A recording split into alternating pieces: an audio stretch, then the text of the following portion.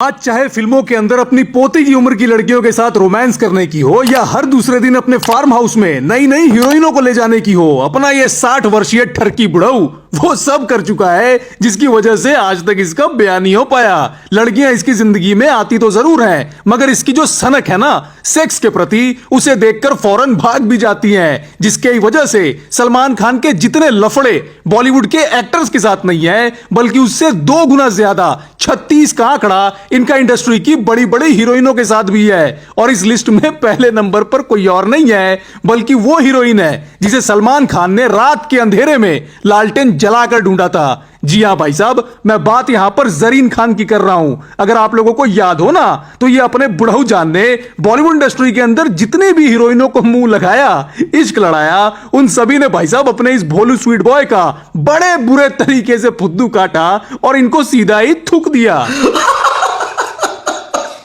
जिसमें ऐश्वर्या राय और कटरीना कैफ, ये दोनों बड़े ही फेमस नाम हैं। अब खैर, ऐश्वर्या राय को तो ये सनकी मारता पीटता था, गंदी गंदी गालियां बकता था, 4 लोगों के सामने बेइज्जत करके चाटे वाटे तक मार दिया करता था। अब ऐसे में ऐश्वर्या राय के साथ इसका ब्रेकअप होना ये तो फिर बनता ही था, है कि नहीं? पर इन सब से हटकर अगर कोई है ना जिसने अपने दद्दू का बड़े बुरे तरीके से काटा है, तो वो कोई और नहीं, खुद कटरीना कैफ है भाई साहब। मैडम को इस इंडस्ट्री के अंदर खुद सलमान खान लेकर आया।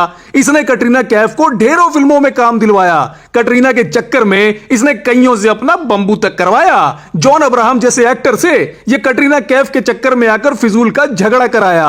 दद्दू द्वारा इस एक्स फिरंगी मैडम के लिए इतना कुछ करने के बाद भी इसकी नैया पार नहीं लग पाई। मैडम ने सही मौका देखते ही अपने इस बेचारे बुढ़ऊ को थूक दिया और विकी कौशल से अपना ब्याह रचा लिया।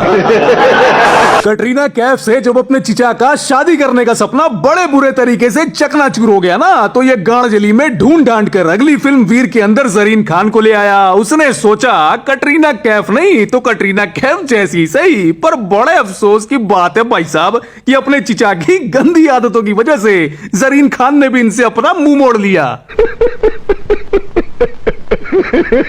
सलमान खान के साथ आगे आने वाली कई फिल्मों के कॉन्ट्रैक्ट्स तोड़ दिए और रही सही कसर मैडम जरीन ने यह पूरी कर दी कि मीडिया के सामने जाकर दद्दू की लूंगी फाड़ दी। और बेझिझक बिना डरे जरीन खान ने अपने बयान में यहां तक बोल दिया कि भाड़ में जाए बॉलीवुड, भले ही मुझे अब आगे आने वाले वक्त में इस इंडस्ट्री के अंदर काम ही ना मिले, मुझे बॉलीवुड के अंदर से ब्लैकलिस्ट कर दिया जाए, पर मैं कभी भी सलमान खान के साथ किसी भी फिल्म में काम नहीं करूंगी। अब यह तो बात हो गई ऐश्वर्या राय, कटरीना कैफ और जरीन खान की। पर क्या आपको पता है भाई साहब कि दीपिका पादुकोण तक ने कसम खा रखी है ये कभी भी इस ठरकी के साथ किसी भी फिल्म में काम नहीं करेगी। 1 नहीं 2 नहीं बल्कि 5 फिल्में जिसमें सलमान खान लीड हीरो थे ना, दीपिका पादुकोण ने उन 5 फिल्मों को रिजेक्ट कर दिया और अपने बुढ़ऊ के मुंह पर पाद मारकर चली गई।